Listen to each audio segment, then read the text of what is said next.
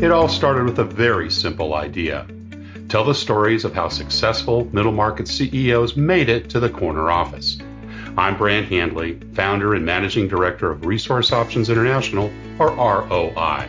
We're the USA's premier executive search firm focused exclusively on empowering middle market companies to attract, hire, and retain A players while transforming top executives' careers and lives. ROI's Into the Corner office is dedicated to discovering how middle market CEOs advance their career, and we're making these remarkable and sometimes quite unbelievable stories available to you for the very first time. Listen and learn about the challenges they've overcome, the interesting people they've met along the way, and the lessons learned that steered these executives' unique journey into a middle market corner office of their own. I know you enjoy these CEO stories as much as I've enjoyed recording them. So thank you for listening today. And if you like what you've heard, rate us on iTunes or wherever you get your podcast. I'm looking forward to you joining me on the next great middle market CEO adventure into the corner office.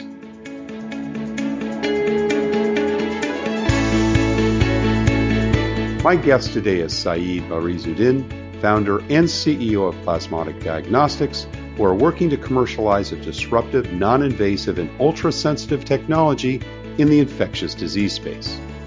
Syed's bachelor degree and work experience have given him the expertise in electronics engineering, power systems, telecommunication engineering, and control systems. His master's degree research embedded his expertise on nanotechnology and chemical engineering, and his doctorate education and subsequent work experience provided experience in the biomedical engineering, microbiology, optics, diagnostic systems fields. Syed knows how important and meaningful partnerships can be it with the industry partners or government agencies. His experience over the years and the acquired nuances in the interactions and engagement with corporations, industry partners, and government agencies have provided huge advantages for his startups to succeed. Born in Hyderabad, India, Syed moved to the United States more than 2 decades ago and resides in Columbia, Missouri. He says that the reason for staying there beyond his work are the courteous drivers and people that kindly open the doors for others. Syed Barizuddin, welcome into the corner office. Thank you so much, Brant. Thank you so much for having me on your program. It's great to have you here. And, you're a long line of immigrant CEOs to this country that we welcome on the podcast. And I always get so much joy learning about growing up in another country and how that was formative years for where you are today. So we always like to start in the beginning. Tell us a little bit about where you grew up and what your early family life was like. Well, I come from a place called Hyderabad in India. It's somewhere between central and south. I mean, Hyderabad is pretty famous on the IT map. There are a lot of multinational companies that have been established there over the last, I would say, 3 decades. Yeah. Was it that way when you were growing up, or was Hyderabad more of a rural location at that time? Hyderabad was a princely state, but for some reason, the education in the state was of prime importance since the post-independence era, and we had some very good universities, so it churned out a lot of talent, especially late 70s, early 80s, and then it really picked up during the 90s and so forth. So the early entrance to Microsoft and the similar tech companies, and you see a lot of CEOs from my state. I mean, I guess at least 2-3 in the top leading tech companies of the world right now are from the state I come from, actually the city I come from, and my sister's school actually. So, so we have a pretty good educational system down there. Were your parents academics? Were they involved in the universities there? Or if not, what did your mom and dad do? My dad was a civil engineer by profession, and he traveled overseas quite a bit when I was young. Right. And that time there was quite a bit of, petrodollar boom. That is what they called. Right. So there was a lot of construction going on. So he was involved in that. Then when I grew up and when I was kind of in my real formative years, he decided that Uh, Probably I needed more supervision. Not that I was a bad kid or whatever, but so when I came in ninth grade, he made it a point to come back home so that, he could help me, guide me. And he really did a good job, and I'm really thankful for all that he did for me. Brothers and sisters? Yeah, two brothers, Two brothers. younger. Younger? Okay, so you were Yeah, the eldest, right? I'm the eldest. Yeah. Yeah. And mom was stay at home. Did she have a career as well?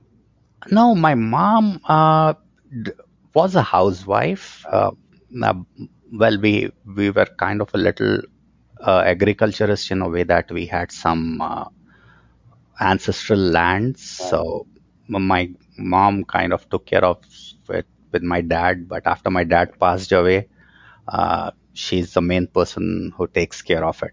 So, despite being a housewife and not having a college degree, I would think she's pretty dynamic in that she can, I mean, she really knows the ins and outs of a lot of departments, a lot of people, and stuff like that. So, yeah, that helps. That takes care of our lands pretty well, even today. What were some of the early influencing that both mom and dad had on you as a kid? Any lessons learned or any things that were stressed to you as being important growing up? I mean, it's interesting that I was raised by my grandparents, and the reason being I was the first grandkid on both the paternal and the maternal sides.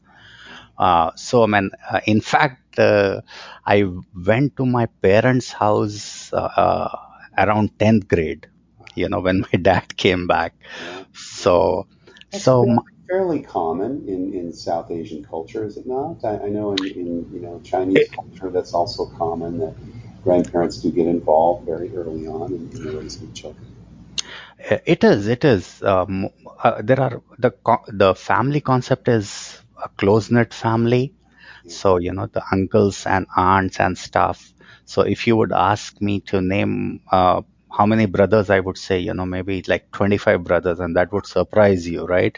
So there is a very blur line between your own brothers and your cousins. Yeah.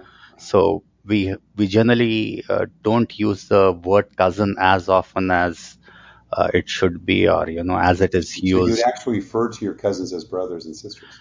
Yeah, yeah, I would. Yeah, I mean, even they call me brother, right? I mean, they would say Baris bhai. So yeah, so Wow. that is how it is. Yeah.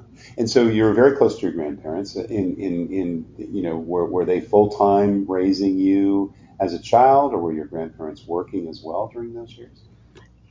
My grandfather was a government servant. He was Okay. employed by the state. My grandma was a housewife.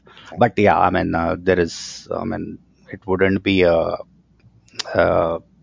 it wouldn't be a stretch if I said like they were my first parents. Oh, yeah. I mean, they did everything, and I think what I am today and my personality was molded by them. I mean, Interesting. I guess the teens from like say 12 to 15, 16, those are the real formative years. And so I got ready made for my parents. That is what I generally tell them. I mean, I was all like incubated, and it was a point of care system kind of a deal. They didn't have to kind of put me together. They Uh, got a ready-made piece from my I grandparents. love it. And were there blood cousins, or what you would call brothers and sisters, that also were raised at the same time by your grandparents, or were you the only one being Uh, brought up in that household? I mean, if yeah, I mean, the house of my grandparents, it was a pretty big house. I mean, it had 20 plus rooms or whatever. I mean, the visit from it was a hub basically, right? It was like a junction. Everybody dropped by every day there. Yeah. If somebody was hungry, they dropped by. Somebody was tired and they were close to that house, they dropped by. And if somebody didn't drop by, my grandfather would send somebody and say, "Hey, why didn't you guys come today?" So that was I mean, great. you lived there full time for many years. Were there others, quote unquote, brothers and sisters that also lived there full time that were, kind of cousins or related I to? mean, my uncles, like my mother's brothers, were unmarried when I was like young and stuff. So they were So still. they were living there, and I was considered an extension of them basically. So they were kind of going to college and they were in their, probably 20s and stuff. Yeah. So they were finishing college and Yeah. that is how it worked out. Yeah. Fantastic. So speaking of school, were you a good student in secondary school? I guess I started as a very good student because, like, to get into the school, I think that was the best school in the state and probably the top two, three schools in the country. Right. As I was telling earlier, like, education was the most important thing for my dad. So he put in all his effort to send me to the best school he could. So from thousands of students, they were just taking 60 students, and so in India there is competition for everything. I mean, to get a seat in a good school, you have to kind of write an entrance exam and go through a lot of hurdles. I guess that started well, but then during the middle school and stuff, I was an average student. I don't want to think I was dumb or whatever, but my interests were kind of, uh, divided in sports and stuff. Okay. That led me to being a hockey captain All right. of That's school. field hockey, not ice hockey. Not right? No, not really. No, it was field hockey with a leather ball, not a puck. Uh, yeah. So then I used to play chess. Played chess for my state. I played ping pong for my university. So in sum total, I was an average student. Uh, okay player. Yeah. So that was it. Now, for a lot of our domestic audience who perhaps haven't traveled much, part-time jobs really aren't something that you did, right, growing up. There was really no need to do so. The state provided, I guess, a lot of the education. Of course, you had to compete for that. But when did you first kind of start working? Was that during your university years or after you'd finished? I mean, in India, the concept is even till today, it is assumed and parents take it as their responsibility to pay for the education of the kids until college and keep them at home. Right, right. And even post education, even after getting married, the parents don't want the kids to leave. Yeah.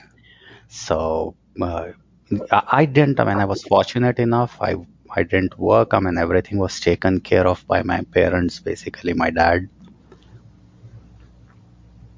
And then you went to school in the U.S. for your master's and your Ph.D. So you completed your undergraduate degree in India, correct? I did here. Yeah, I had completed my undergrad in India, then came here for my master's and the grad school. And you've kind of been here ever since. Ever since, yes. Yeah, yeah. So what was the motivation around coming to do your final, tertiary degrees here? Was that quite common, where you grew up, or did you have certain ambitions that led you to come overseas? Tell us a little bit about, the seed for that, as a teenager, 20-year-old, finishing up his bachelor's. Well, for a lot of people, like a master's and a postgraduate degree is basic education from where I come from. So it is both, like, it is educational as well as cultural.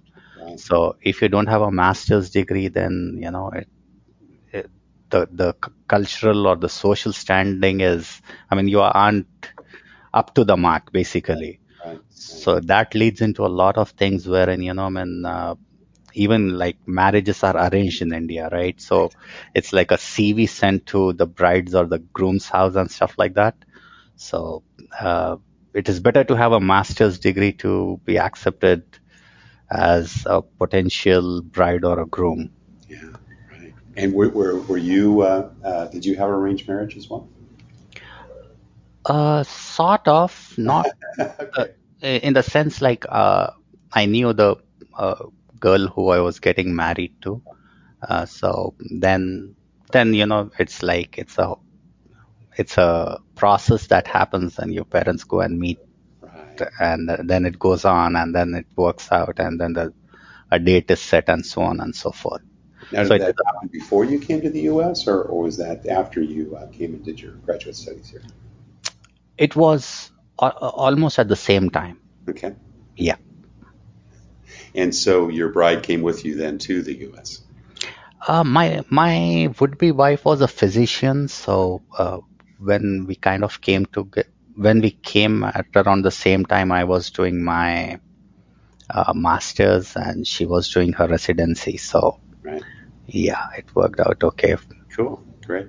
And you were in academia for a number of years before you went into the private sector. Was that kind of your goal? Because I know that you went to the University of Missouri in Columbia and then worked there for a good 7 or 8 years, I think, after you finished, correct? Right, right. Uh, you know what? I mean, I just wanted to finish my master's. Yeah. That was the goal where I started. But the day I kind of graduated my master's, actually even before that, when I had defended my thesis at that time, I mean, it felt like, man, I didn't want to. I wanted to continue. Let's say it that way.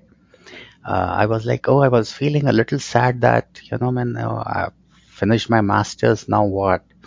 And then go to my grad advisor and say, do you think I should, work on my PhD?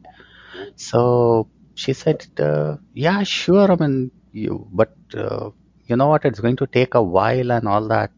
I said, yeah, why not? So that is how it happened. And the person was graduating, and that project needed to be taken over by a new student. Yeah, and then I started to love it, and the rest is history. And so I assume that you began working then while you did your PhD, is correct? So was that simultaneous? Were you working at the university while working on your PhD? When you're a grad student, mostly you do. I mean, you're a graduate research assistant. So you Yeah, basically work on the research which is funded by the government agencies. got it. Got it. In my case, I think my advisor had. I mean, she had a lot of federal grants at that time from different federal agencies, and I was working on those. Got it. And so that funded your education as well as paid for your stay, right? Yeah, it's kind of a stipend. It's not much. I guess when I started, I was getting about $1,000 or so per month. Sure. Yeah. Yeah, Substance living. exactly. Yeah, The good news is Missouri is relatively lower cost, right, than a lot of other places in the country. it So is. Yeah, I mean, the gas used to be about 79 cents that's then. right. Yeah, amazing. So from there, and then I think you went on to Lincoln University after that, right? So you left the University of Missouri and then went on to do, was it additional research work Uh, before you? it, it was. I mean, till now, honestly, I haven't kind of interviewed for a job. It was just word of mouth that, I found jobs throughout my career. So after MU, then there were some projects going on there which were very closely aligned to my field of work. So then somebody introduced me to the person who was the PI on those project, and that is how I joined Lincoln. Yeah, cool. And you were there for a few years and then came back to MU, correct, after that? Right. Again, like I got a email from MU. Hey, I mean, this is something you might be interested in. I mean, do you want to just come over, talk to us, and see if you like it? Because I mean, this place is the Columbia is about 135,000 people. Right. So when I came, I think it was about 60,000 people. Wow. So having been here for extended period of times, I mean, I can look at a car in the Walmart parking lot and say, hey, I've seen this car before somewhere. So it's something like that. So everybody over here. Yeah. Yeah. So that is how it goes in small towns, I guess. Yeah, great. And so tell us about then the transition to the private sector. So I think it was it Liquid Carbonic? Is that where you had first gone to work when you left the research field? Uh, Actually, I mean, with all the research that I was doing with different teams, on different campuses and stuff, starting from my master's, we were able to develop technologies that fortunately ended up getting a lot of patents for us. So I guess we had filed for a lot of invention disclosures, and then we were issued 5 patents, and I was inventor on a few of those. And I found one technology to be very, very interesting. I don't know if I found the technology to be interesting at that particular point in time, but there was a little background to that I wanted to. I guess I wanted to be a doctor. Oh, I liked that, yeah. and I started on that road, but I was very, dissections would creep me out. I mean, I couldn't handle opening the stomach of a rat and stuff. Right, right. So anything that crawls kind of creeps me out, So yeah, rats and lizards and everything else. So that is when I changed from biology, because in India after college you have to choose your stream, which way you are going, your major basically. Right. That is decided post sophomore year in high school. So I think then I had a little bit of background. So I ended up, and my expertise became diagnostics, ultrasensitive diagnostics. And during my PhD research, I was working on research on Alzheimer's and Parkinson's and devices to basically, uh, uh, have a clinical test which could detect Alzheimer's and Parkinson's. So that led me into that field of sensors and diagnostics. Yeah, cool, cool. And then how did it lead to, and was Liquid Carbonic the first company then that you worked for as you came out of the research field? No, I mean, I started the company by the name of Plasmonic Diagnostics. Okay. And the reason being, like, the results of the research were extremely good. Yeah. And I thought there was a lot of potential in that technology. Commercial. And I wanted to give it a shot at making a commercial product of that technology that came out in part because of my research out of University of Missouri. How did that first company go? Yeah, I mean, I incorporated a company here in Colombia, and then I wrote a few grants. Generally, that is the way most startup goes. You write proposals to National Science Foundation, National Institute of Health, Department of Defense, and stuff like that. And that is a stepping stone for most startups that come out of the university research. Sure. And that is what happened in my case. And I was funded, thankfully. And then we started to build on it. People kind of came to know about our technology. Then that is how it progressed. And now we are working to kind of, we are not really close to launching a product, but we are working towards that. So to answer your question, so that is how I started the company. And then again,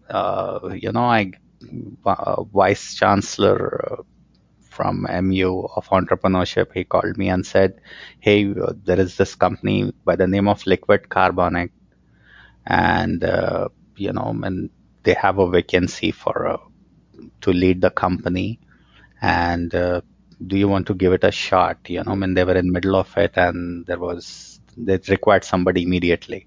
Yeah. Yeah. So I had to kind of get in because the projects had to be completed.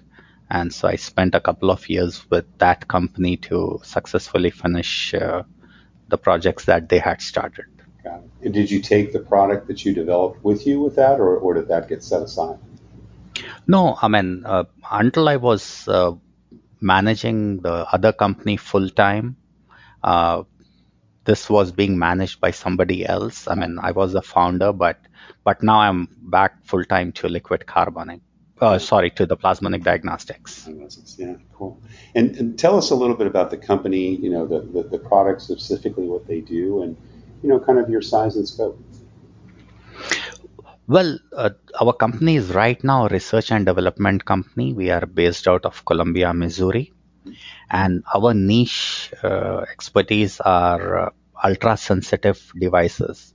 So just to tell you, I mean, if you take COVID, I mean, we all have been through some kind of testing wherein you give a oropharyngeal or a nasopharyngeal swab in the most common form of testing. But what even before COVID happened, since 2015, we have been working on non-invasive ultra-sensitive detection. That is to say, if you want to detect a disease, we were trying to find a specimen which didn't need to be procured invasively like blood. We were trying on urine samples or sweat or interstitial fluid. So imagine if COVID could be tested using a urine sample, that would have been much easier for almost everybody. Yes, absolutely. So that is what we are trying to do. And the difficulty for that is like blood has a lot of biomarkers and everything in there, right? You have proteins, you have cells and whatnot. So if you are going for detection, then the easiest sample to collect is blood. But in something like urine and sweat, that same amount of biomarker is in very, very small quantities. So then you need a technology which is very, very sensitive because the content of biomarker is really small. So it is basically trying to find a needle in a haystack. Right, yeah. So you're developing the testing equipment that hopefully will allow us to do that. Yeah, I mean, we have done some clinical studies. We started with biomarkers for tuberculosis, and we were able to detect up to single molecules on the lower end of the detection spectrum. So the sensitivity is femtogram per ml, that is 10 to the power of minus 15 milligrams. So that is almost like very, very sensitive. Yeah. And how many employees today? It varies with the project. Right. So anywhere from 10 to 20. Right. And when we get the money, because we are still in that phase of a startup. Right, sure. So as the projects come in, and I work with a lot of universities and we subcontract with the universities because, that is because this is such crucial and important technology. The people who work at the universities are kind of experts on the particular areas that we sublet to them. And then we are confident of the results and the reports that we get. And since Columbia luckily has a big campus here, so there's a lot of help in that. So then we hire people at the university and give them the subcontract. Right. Are they mostly research scientists then, the folks that you're hiring, or do you have also commercialization folks at this stage, or is it still very much at the research stage in development of the products? I mean, people who we work with are mostly, at least masters, but mostly Ph.D. and postdoc level, because teaching somebody this is kind of difficult because it is a niche area, and there's a lot of background that is required to understand the different aspects of the research. But in this area as well, to answer your question about business, I mean, when I started out, I was an academic and researcher here. But over the last 7-8 years, I have kind of, gained quite a bit of experience. But in our company and on the board, we have and the advisory team, we have very good people from the business side, a lot of people from Silicon Valley, a lot of people from the state who have a lot of experience. So yeah, it is a pretty well balanced team, and also that we work in the in the infectious disease space. We have people in Europe, in India, in Africa that we work with. So it is not just one team. It is like multiple teams working at the same time to reach a goal. Yeah. And are you selling any products yet, or is it still are they still under development? They are still under development, but hopefully we are getting to that stage. I mean, internally we had marked as our research into 6 phases, and we have completed 5 of them, and we are working on the final one. And hopefully, we believe in like 2 years' time we should have some kind of product. And can you tell us what you think that product will be, or is that sensitive and confidential? No, I mean, I can definitely tell you our focus is on a point of care system again. Okay. And because, I mean, we envision it to work it this way. You go to a clinician's office on a regular trip, uh, and you just, when you visit, and if you're being tested for that particular infectious disease, or, if we expand to some other biomarker, be as it may, you give the urine sample, just sit in the visit room for about 30 minutes, in some cases maybe 45, and at least you will get the screening result. So firstly, you will not need to give a blood sample, and you don't have to wait for 2 days or 3 days to get a result.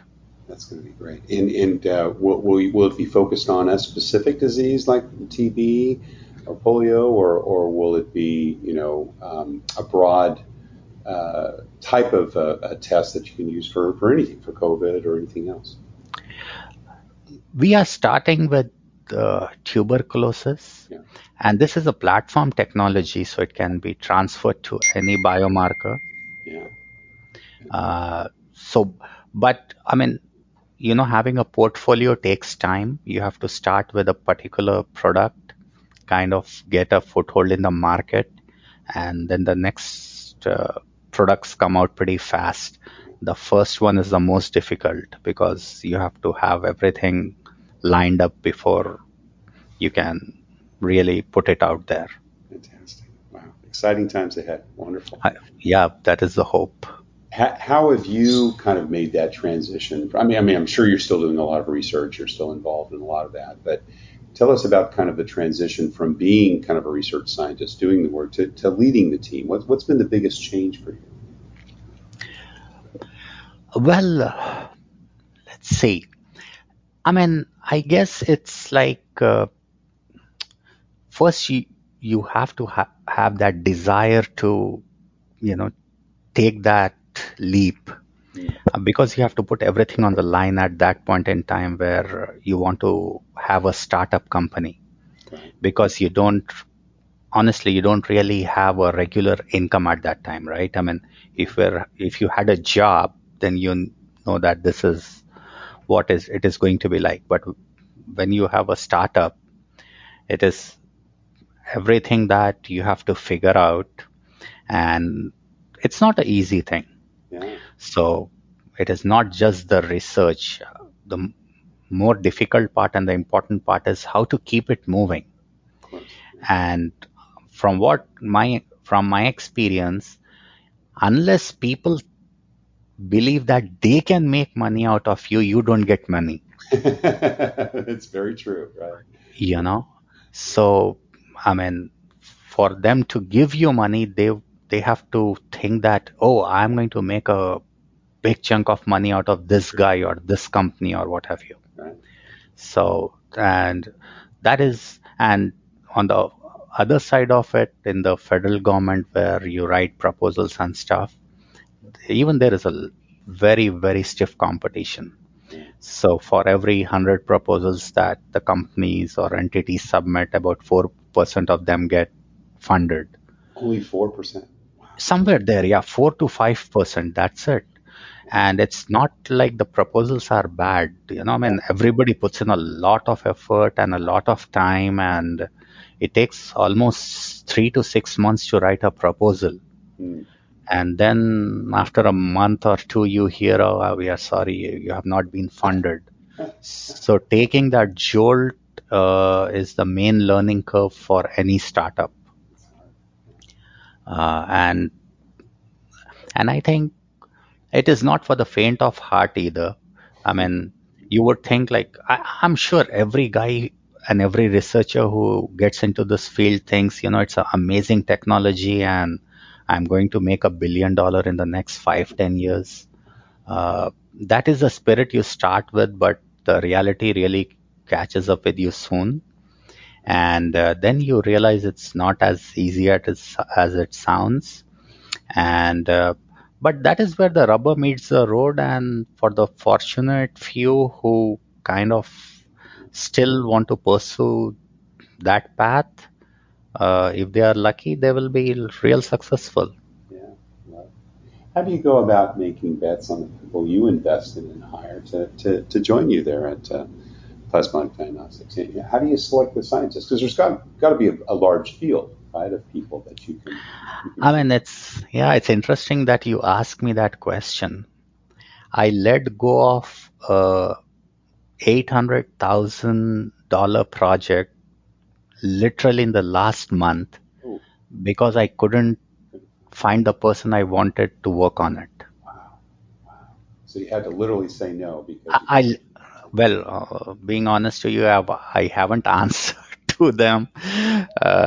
Probably they are still waiting on my email, but internally, I mean, I'm going to let them know. I mean, the communication takes, sometimes a little bit time. So, yeah, so doing it. Do you hire recruiters to find those folks? Is it only through your own networking? You know. see what you see on a resume and when you talk to people is very different. And I'm a recruiter, believe me, I know. right, I mean, isn't it true? And since like in my field specifically, and I mean that is true to every researcher who's trying to hire a person. Sure. I mean, we look for somebody who really knows what we are doing. Yeah. I mean, it is a clone of yourself or the other people on your team, basically. Sure. And but that doesn't come about easily because, I mean, two people work on the same project in the same field for 5-10 years. And if one of them leaves and goes, it is a difficult proposition to replace such a person. Yeah. No, So yeah. yeah, so you have to kind of have the right match for the project and the person, and then the rate of success is a little better, I guess. Right. And for this particular project, did you advertise for the folks who were looking to work on it? Did you go through your own network? How do you go about finding those folks, or in this case, not finding them? No, I knew this person. I mean, he had worked on with me a few years back on on a similar project. So I really knew him, but he had gone and joined a startup in Arizona, Yeah. Yeah. and then he went to another company. So I just called him and I said, hey, I mean, these and the people who have contacted us are like really, really up there and very important. Sure. This company, and they know we are the only people who can do that kind of research. Yeah. So they came back to us, but when I contacted this person, he was like, it's difficult for me, I have a family now and all that kind of stuff. And he's one of the few people in the field that could do this, I imagine. At least the one who I can just give the project to and don't have to kind of wear a respirator and go in the laboratory to work, because that is very important in research, right? I mean, when somebody gives you a result, you better be sure that it is the exact right thing, because you're going to present it to somebody, and some really important decisions and really, I mean, diagnosis of a disease relies on that result. So, and when you are trying to develop such a diagnostic and a device, that is really, really important. Yeah. Well, we're almost out of time. Tremendous insights. Very, very much enjoyed this. It's such a unique experience for us because this is the first time we've had someone who's kind of come from, the research scientist background and commercialize those things on the way to commercializing them. But we always ask one last question, Syed, of our guests, and that's kind of what, kind of career and life advice would you give to someone? Maybe, that's 10, 15, 20 years younger than you, maybe is in the research science field and is thinking about, moving forward as you've done with commercializing it. What would you tell them? What kind of advice and direction would you give them if they're looking to maybe found their own company and run a similar type of operation as you do today? Loving research and loving what you do and making money are mostly mutually exclusive. That's right. Right? True, so, if you really love research and you are willing to put in time with no guarantee of, some huge economic success, which might come, who knows? If you really hit it big, you might really make it big. You might be a millionaire, a billionaire. But it is very important to understand that the practicalities of life and how you manage your research have to be balanced out for a very large or extended period of time if you are moving from research to entrepreneur. So it's not a 6 months, a year, or 2 year thing. It is probably, I would say, between a 10 and 20 year thing. So if you are willing to take that path, you will find a lot of satisfaction in your profession. You will feel accomplished in some way. It is not that there is going to be a hollow feeling, but it is a good path. Somebody has to do it, right? Somebody has to do good research because money is important, but it is not everything. So good luck to all. I would encourage people to do research and do good things, because all the future discoveries are going to depend on what you do in the next 5, 10, 20 years. Yeah, but take the long term, right? You've got to play the long game. I think that is a good idea, because that would not disappoint you, and you would have had enough time to at least have tested all the avenues that you would think may or may not work. Yeah. Well, Syed Barizuddin, Chief Executive Officer of Plasmonic Diagnostics, thank you so much for sharing your journey into the corner office. Thank you so much, Brant. It was a pleasure talking to you, and good luck to you. Thank you for listening to Into the Corner Office with Brant Hanley. We hope you enjoyed hearing our guest CEO story as much as we did. If you want to hear more CEOs reveal their journey into the corner office, please subscribe via iTunes and tell your friends and colleagues. For more information about Brant, Resource Options International, and the mighty middle market, visit www.goforroi.com. We look forward to having you join us for our next episode.